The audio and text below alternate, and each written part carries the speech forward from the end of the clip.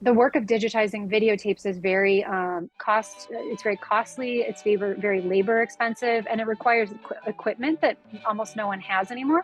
We thought it would be a great way to, we wanted to share our resources. Appalshop was one of our first choices just because of the extraordinary work they've been doing for the past 50 years. You never really know what's on a tape. So one of the tapes that we highlighted that was one of our favorites had all these amazing bluegrass performances, but the tape was labeled Girl Scouts, and the first 5 minutes of the tape are just a Girl Scout troop meeting. That's the type of thing that's really exciting for us, is that happens constantly where tapes are mislabeled or things are taped over, and like you just don't know what you're going to find until you digitize them.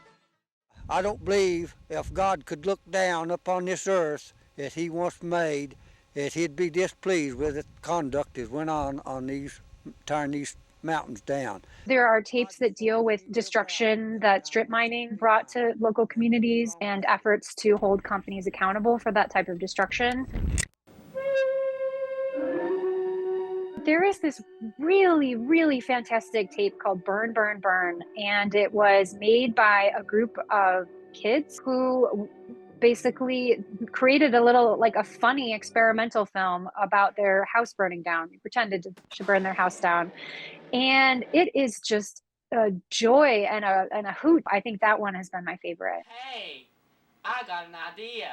The type of tape that this was produced on is called half-inch open reel videotape, and it was a technical marvel because it was the first time that portable videotape equipment was available to the public. They weren't meant to be sort of permanent. They weren't meant to be an archival medium. They're very fragile, and at this point, many of them are suffering like a lot of damage. One of those is called sticky shed, which is basically the tapes are just basically sort of flaking off. Once it degrades, it's totally gone. So some things that we do to remediate that is we bake the tapes, which basically involves sort of pulling humidity out to try to like stop that process of sticky shed. In particular, with Appalshop's collection, many of the tapes were very moldy, and you can't transfer tapes that have mold. And so the process of removing the mold is very labor intensive, and it's really just sort of hand cleaning every little bit of it to get that mold off so that we can transfer it. But we've been working for about 20 years to preserve exactly this type of material, community-based work that was generally rarely seen, like outside of local context at the time that was created. And we realized that this has really created a big gap in our understanding of, American history, that there are all these voices whose work was only seen locally and never made it into the bigger picture.